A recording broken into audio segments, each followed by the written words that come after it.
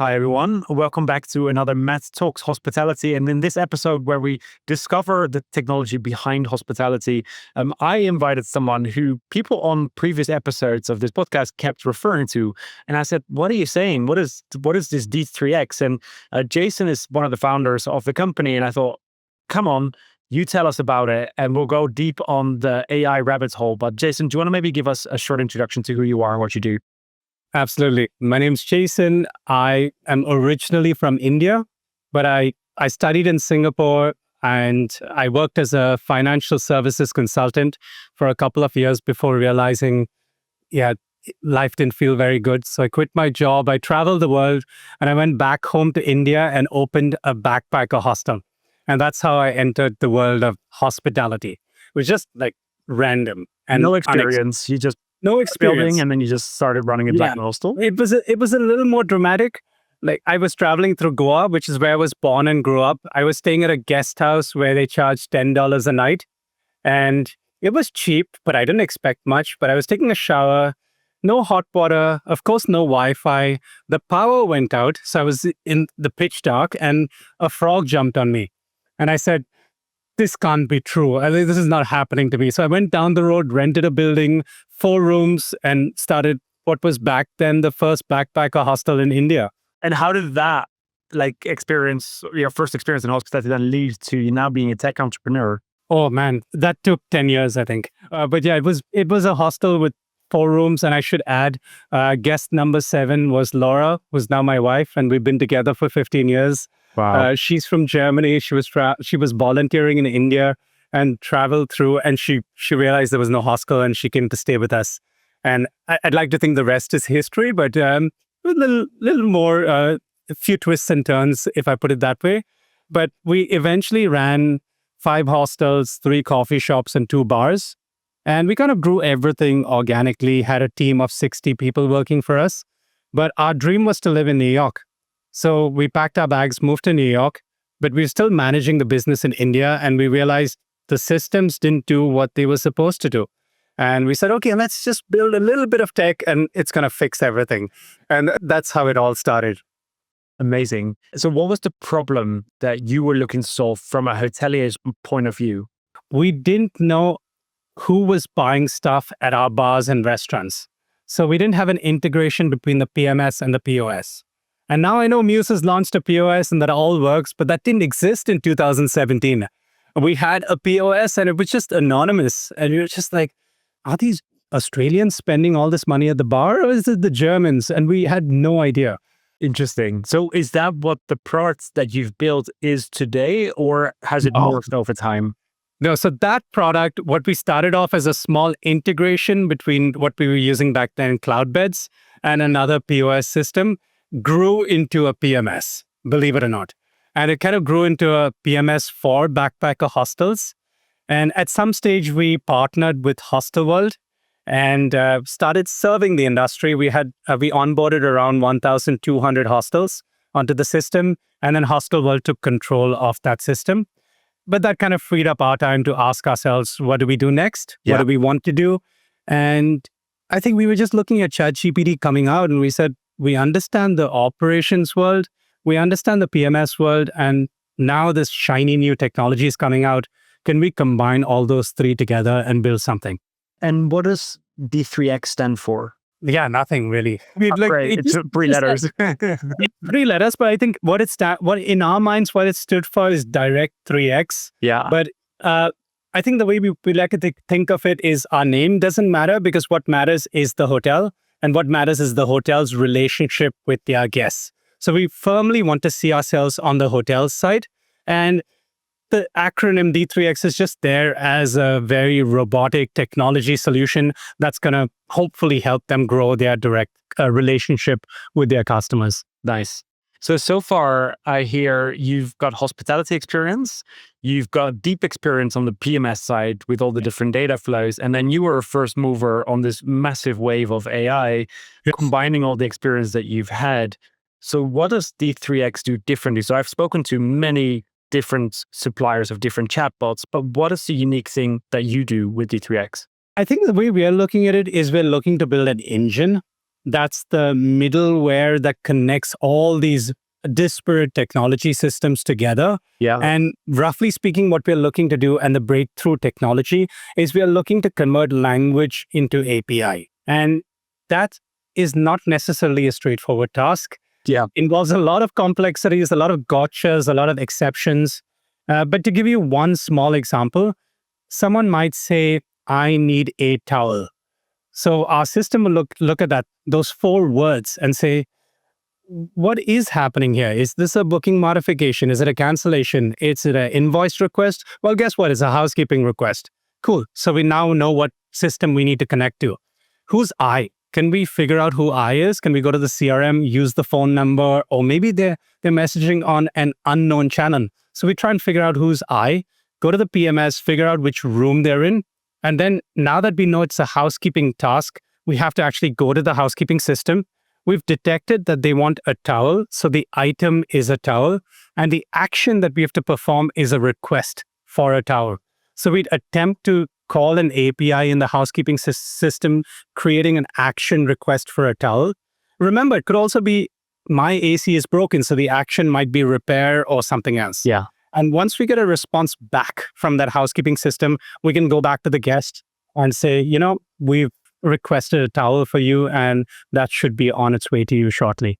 That is such a great way to explain this end-to-end journey, because I think you describe one of those scenarios that is become truly end-to-end, from the moment that something happens to someone, a human, normally taking a note, picking up the phone to another department who then notes that back into their task management system. And there's so many breaking points and so many human touch points, and things break down in that process. And I think the way you described it, you've gone beyond just being a chatbot that sits on the website that can answer FAQ questions to customers, to talking to all of the systems in the hotels, and then leveraging what those systems allow you to do and taking it to the next level. So what I'm hearing you say, and you may correct me if I'm wrong, is you've gone from like basically a chatbot to a true autonomous agent that absorbs the information and then does something with it rather than just responds to the question. I wouldn't call it an autonomous agent because I prefer agentic workflow, but we're seeing a lot of autonomous agents come up where agent has free reign over all your APIs. And they're calling it an MCP server. But actually, you don't want to give free reign over all your APIs to a guest, right? What if the guest says, what's the occupancy tonight? What's revenue for next month? You don't want the agent to answer that question. You don't want an agent to tell the guest, who's staying in the next room? Okay, give me their email address. So it opens up a lot of security problems if you have an autonomous agent that anyone has access to. So you actually need to box that agent into certain, like a road. Build certain guardrails. So it's only connecting to that system when it's absolutely necessary to. And even when it connects to that system, it can only do A, B, and C. But does the hotelier have to build the workflows, or they just have to say, okay, have access to these systems, and then you look at what the scope is of those systems and the extent of automation? So the towel, for example, that you gave, does a hotelier need to say, okay, if someone asks about a towel, then connect it to this system, or you do that for the hotel? We do that for the hotel. So if you would use a horizontal customer support AI, you might have to build flows yourself where you're kind of going through these if-then kind of scenarios. We built out those if-then scenarios ourselves, and it's specific for hospitality. So we are very opinionated on how we are using these AI agents to say, we're building for this hospitality use case. The hotelier doesn't have to worry about any of this. All they need to do is go to the Muse marketplace, connect D3X. They need to go to the housekeeping software. So they could go to FlexKeeping, connect D3X there, maybe connect their CRM, go to BookBoost, connect D3X, and there we go. It's talking to BookBoost, Muse, and FlexKeeping at the same time. So you don't actually replace the CRM. You are a partner to the CRM. Yes. Got it. We don't need to replace the CRM because people have been building this for many years. They're quite sophisticated with how far they are with those softwares. Like, it's clicking in my head why so many people were talking so positively about what you're building, because every time I step behind the reception desk for, I do cross exposure with our customers a lot, I always ask, can you show me your checklist? What are the things you have on a piece of paper that every day you have to go and check? And it's like the traces, like the activities on bookings that they have to manually call to the housekeeping department to add an extra bed in a room or some things like that. And it feels like you're solving for the checklist, that paper thing that they have behind the reception desk. Yeah, and the checklist could be dynamic as well because the guest might be messaging at 2 in the morning and it doesn't get picked up till 9 in the morning, but it should be handled on the spot. Yeah. Ideally.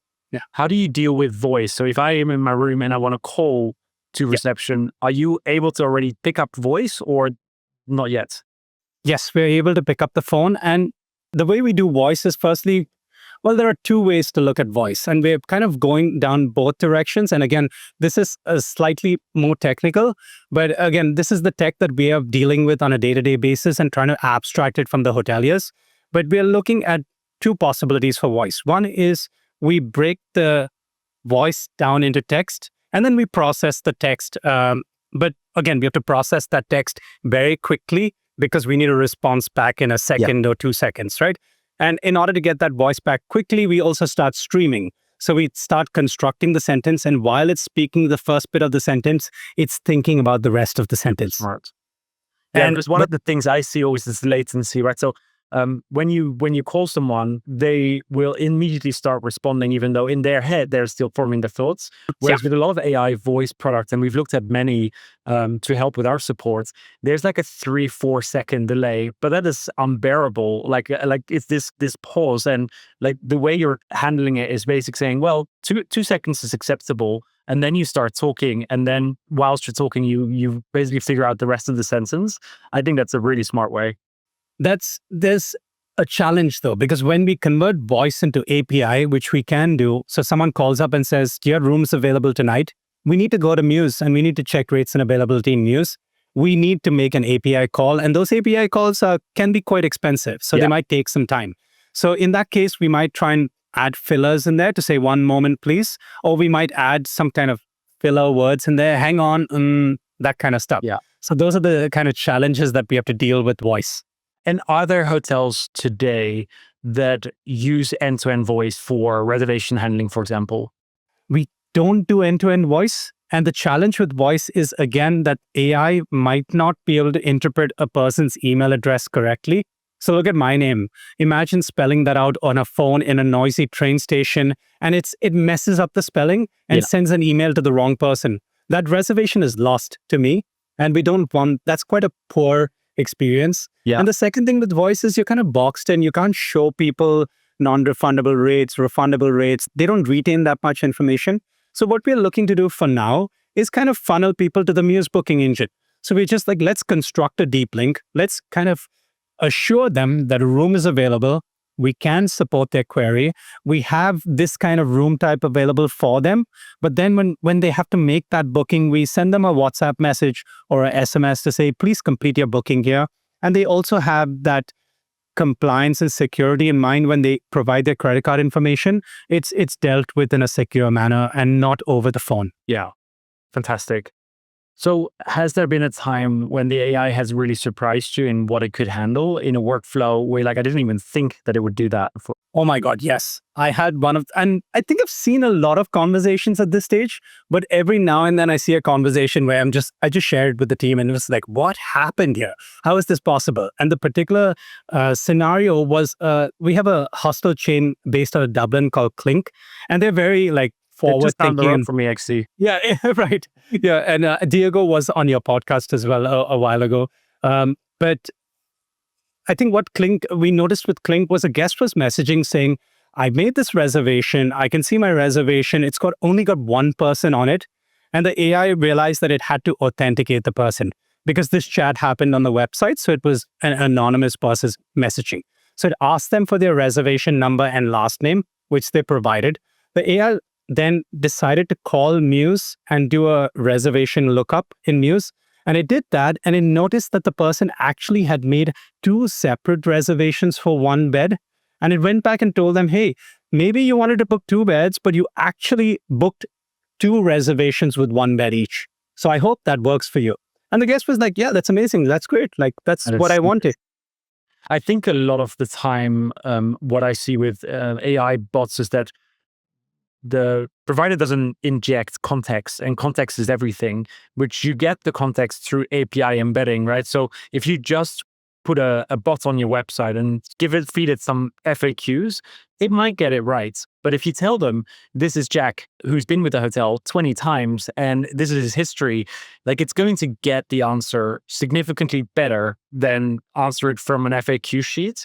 And it sounds like that's what you're doing. You're feeding it context constantly. And the more context you get, the smarter that the AI gets.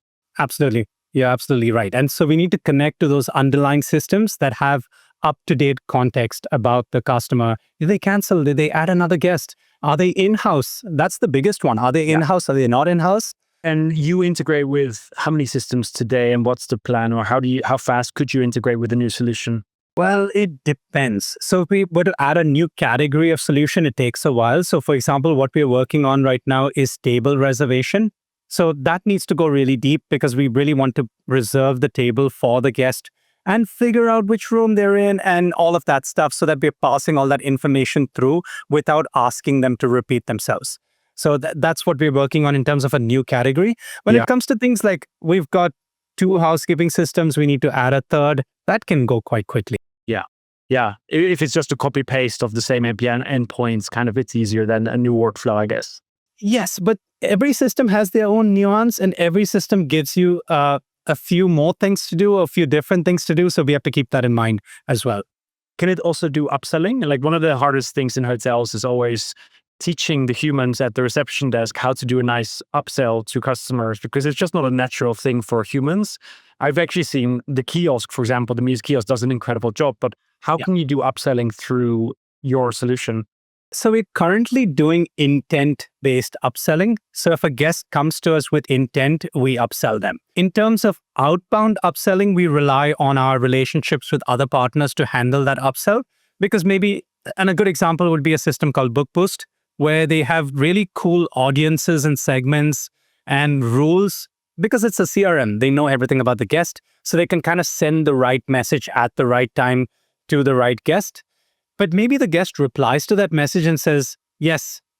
So our job is, how do we take that original marketing promo message or upsell message that's gone out to the guest, take the yes, and then figure out which reservation, which room, do we add it? Do we confirm the price with them? Maybe they've already agreed on the price. How many people? That kind of stuff, and then actually execute on that whole task. And a good example would be, and this can get quite complex. So for example, with the Best Westerns in Sweden, at the Stockholm Arlanda airport, they kind of offer parking, but parking can be quite complex. They have one price for 7 nights, one price for 14 nights. But if you're actually staying at the property, parking's free. So the AI needs to figure out what kind of parking are you talking about? Yeah. Is it while you're staying at the property? Or if it's park and fly, then it would go into Muse, fetch the price from Muse, and then actually confirm the reservation and add that park and fly booking to their profile.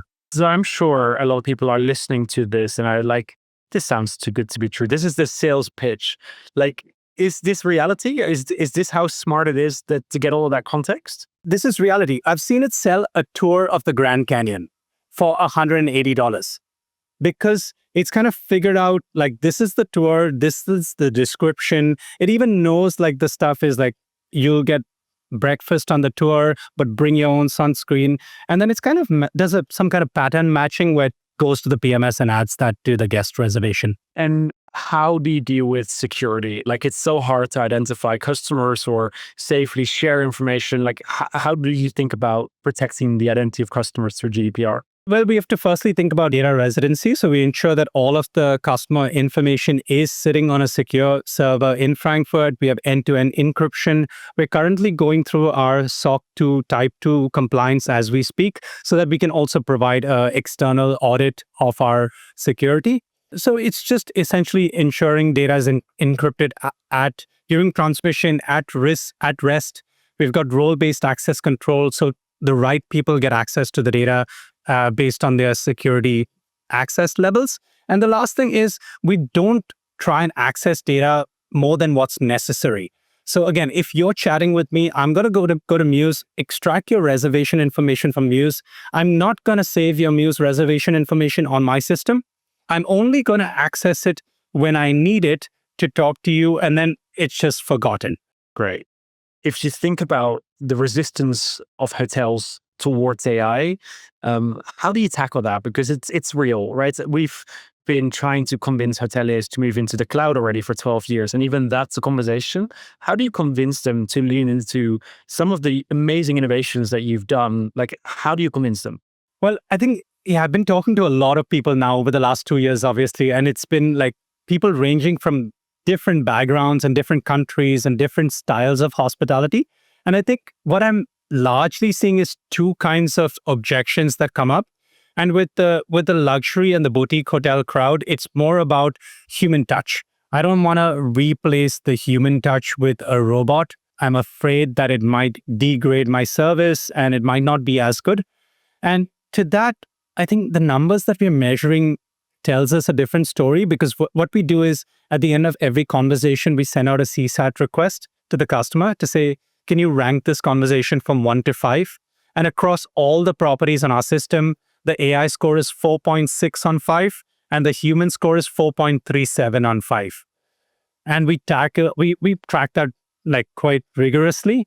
And at the same time, we are seeing the AI increasing every month. So I can see that going higher for AI, but I'm not sure it could go higher for humans, like, Yeah.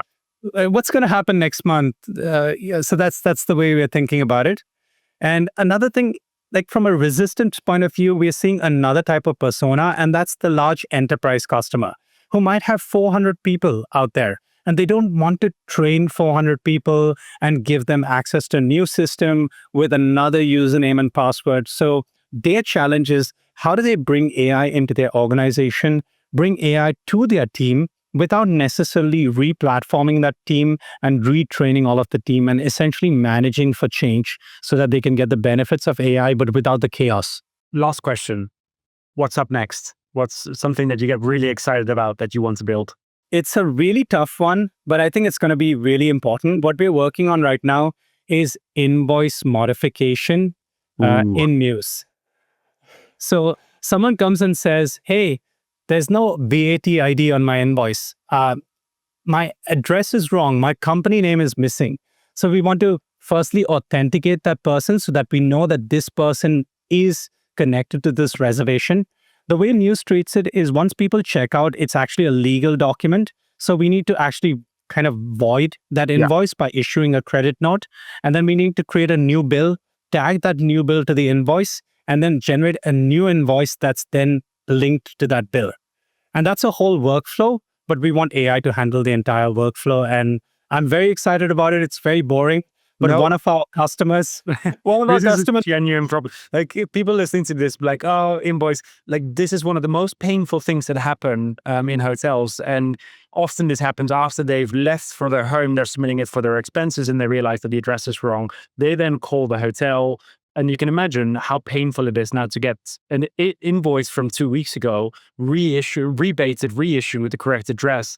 And this happens so much. And not only does it happen in the hotels, often it does like create support tickets on our site. So this solves a massive problem, not only for the hotels, but also for us at Muse.